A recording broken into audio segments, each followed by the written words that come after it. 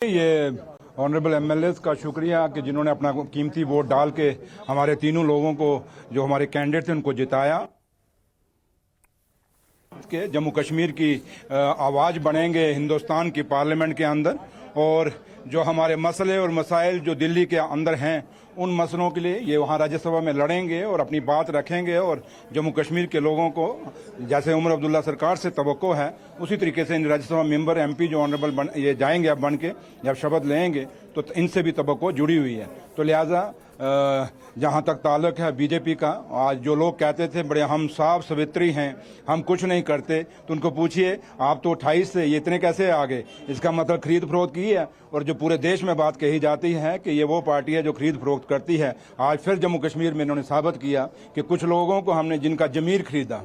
हम ये कहेंगे जिन लोगों ने इनको वोट डाला है उन्होंने अपना जमीर बेचा, उन्होंने जम्मू कश्मीर के लोगों का विश्वास तोड़ा है। और जम्मू कश्मीर के लोग, जिन जिन लोगों ने बीजेपी को वोट डाला है, जो बिके हैं, वो जम्मू कश्मीर के लोग उनसे हिसाब भी लेंगे और जवाब भी देंगे। आपके खेमे से हो सकते हैं क्या? नहीं, खेमे से नहीं, मैं हमारे खेमे से कहाँ है, वो तो आप नहीं है, लेकिन जो हैं आपको पता है कौन है, आप लोग भी हैं, मेरे मुंह में मत डालिए। लेकिन मैंने इस वक्त पे कहना चाहूँगा, खुशी का माहौल है, लेकिन इतना ज़रूर है कि जिन जिन लोगों ने जम्मू कश्मीर का आज सौदा किया है बीजेपी को वोट डाल के, जो थोड़े से पैसों में मामूली सारी राशियों पे बिके हैं, उनको जवाब देना होगा। कितना पूरे में थे चौथी सीट को लेकर? 4 सीटों में से 3 सीटों पर आपने जीत दर्ज की है। पहला रिएक्शन क्या होगा? ये खुशी का मुकाम है, और जो ऑनरेबल एमएलए जिन्होंने हमारे तीनों कैंडिडेट्स को जिताया है उनका बहुत बहुत शुक्रिया। और ये तीनों लोग जो हमारे ऑनरेबल मुदस्सिर, अब मेरा सवाल अब आपसे ये होगा मुदस्सिर के, तो ये लगातार हमारी इन लीडरों से बात हो रही है, और साथ ही साथ जो यहाँ के फातेह उम्मीदवार जो है नेशनल कॉन्फ्रेंस के और बीजेपी के, तो लगातार न्यूज़ 18 JKLH की उनसे बात हुई है और काफी पूर्व में नजर आ रहे हैं। लेकिन साथ ही साथ जो डेप्यूटी चीफ मिनिस्टर या फिर जो advisor to chief minister Nasir Aslam Wani की बात करेंगे तो उनका ये कहना है कि खरीदो फरोख्त जरूर हुई है, यानी कि क्रॉस वोटिंग या फिर हॉर्स ट्रेडिंग का उन्होंने जो है इशारा वाज़ेह तौर पर दिया है और कहा है कि इसका हिसाब जो है जरूर लिया जाएगा। और जब डिप्टी सीएम से ये भी पूछा हमने कि क्या वो अफराद, वो वोटरान जो है जिन्होंने बीजेपी के हक में वोट डाले हैं, क्या वो आपके खीमे से हो सकते हैं, तो उन्होंने उसको रूल आउट किया और कहा कि वो नुमाया तौर पर है जिन्होंने क्रॉस वोटिंग की, वो सबको पता है कि वो लोग कौन है, लेकिन इस पर पार्टी जो है मंथन जरूर करेगी और विचार विमर्श भी जरूर होगा।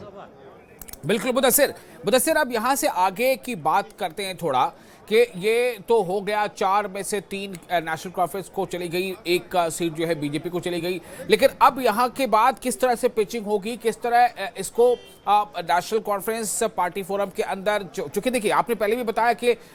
इसमें जो इंडिपेंडेंट्स थे उनके लिए कोई विप नहीं होती, इंडिपेंडेंट एमएलए कोई वेब से बंधे नहीं होते। हाँ, ये अलग बात है कि अगर वो सरकार को सपोर्ट कर रहे हैं तो क्या वो सरकार के हर उस कदम के साथ रहेंगे जो वो पार्टी चाहेगी। तो इस पे एक डिबेट या बहस तो लंबी चलेगी अभी, लेकिन मैं ये जानना चाहता हूं कि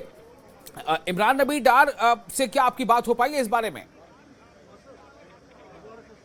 नहीं, जिस तरह से हमारी कोशिश जरूर रहेगी कि इमरान नबी डार को भी तलाशा जाए, क्योंकि अभी तक हमने उनको नहीं देखा, शायद वो अंदर ही होंगे अभी असेंबली कॉम्प्लेक्स के अंदर। लेकिन जिस तरह से लीडरान जो है उनका यही कहना है कि इस पर जरूर पार्टी जो है एक मंथन करेगी कि कहां पर कमी रही है, और अगर बीजेपी के पास जो वोट्स थे सीट को जीतने के लिए वो वोट्स कम पड़ते थे, तो वो सीट वोट्स जो है किस तरह से उनके खाते में आ गए। जिस तरह से आपने भी कहा कि 28 का स्कोर किस तरह से 32 बन गया, इस पर जरूर जो है पार्टी सोच विचार करेगी। और जिस तरह से डिप्टी चीफ मिनिस्टर ने ये कहा कि बीजेपी का ये कहना था कि वो डेमोक्रेटिक वे पे जो है भरोसा रखती है, और कहीं ना कहीं अब बीजेपी को भी जवाब देना होगा कि वो उनके जो दावे थे वो कहां गए, और जो बीजेपी दावा कर रही थी साफ शफाफ इलेक्शंस का, वो कहां गए, ये डिप्टी सीएम का कहना है। और डिप्टी सीएम का ये भी कहना है कि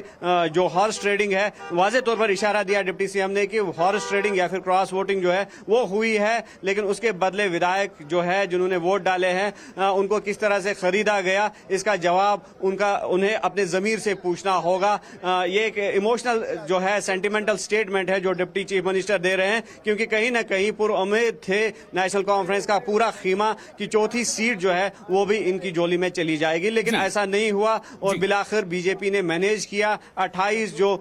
वोट थे वो 32 में तब्दील हो गए, जी। और बिलाखिर जो ये सीट है का मच प्रेस्टिजियस सीट हम कह सकते हैं, क्योंकि दोनों पार्टियां इस पे दावा कर रही थी, मजबूत दावेदार के तौर पर दोनों पार्टियां जो थी आमने सामने थी। तो ऐसे में यकीनी तौर पर बीजेपी के खीमे में इस वक्त काफी खुशी का माहौल है, क्योंकि मच चैलेंजिंग सीट जो है वो हम कह सकते थे जो ये 4th सीट है। जी, तो चौथी सीट जिस पे ज्यादा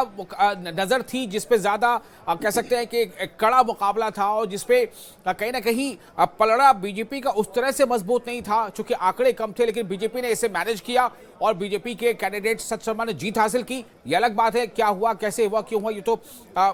कई तरह की बातें सामने आएगी, जैसा कि हमने अभी सुना डिप्टी सीएम सुरेंद्र चौधरी को। लेकिन सुरेंद्र चौधरी का इशारा किस तरफ था मुदस्सिर? बिल्कुल वाज़े तौर पर उनका ये इशारा था कि लोगों को पता है कि वो लोग कौन है जिन्होंने क्रॉस वोटिंग या हॉर्स ट्रेडिंग की। तो वाज़े तौर पर उनका इशारा जो है इंडिपेंडेंट एमएलएज की जानिब होगा। और जिस तरह से पीडीपी ने पहले ही सेफ प्ले किया था और पीडीपी ने ये ऐलान किया था कि जो उनका सपोर्ट होगा वो शमी ओबराय की सीट को लेकर होगा, क्योंकि कहीं ना कहीं पीडीपी इस बात से वाकिफ थी कि शायद नेशनल कॉन्फ्रेंस इस सीट को जीत नहीं पाएगी और ब्लेम जो है वो पीडीपी पर आ सकती है। जिस तरह से जो हार हुई है चौथी सीट पर नेशनल कॉन्फ्रेंस की, तो ऐसे में यकीनी तौर पर पीडीपी ने एक सेफ कार्ड खेला, सेफ प्ले किया। जो शमी ओबराय की जो सीट है उस पे हिमायत दे दी नेशनल कॉन्फ्रेंस को, और बिलाखिर जो सीट है वो नेशनल कॉन्फ्रेंस की जोली में चली गई। लेकिन चौथी सीट जो है वो कहीं ना कहीं मिसकैलकुलेशन हम कह सकते हैं नेशनल कॉन्फ्रेंस की, या फिर जो स्ट्रेटजीज अपनाई थी नेशनल कॉन्फ्रेंस ने वो स्ट्रेटजीज कारगर साबित नहीं हुई और ये सीट जो है बीजेपी की जोली में चली गई।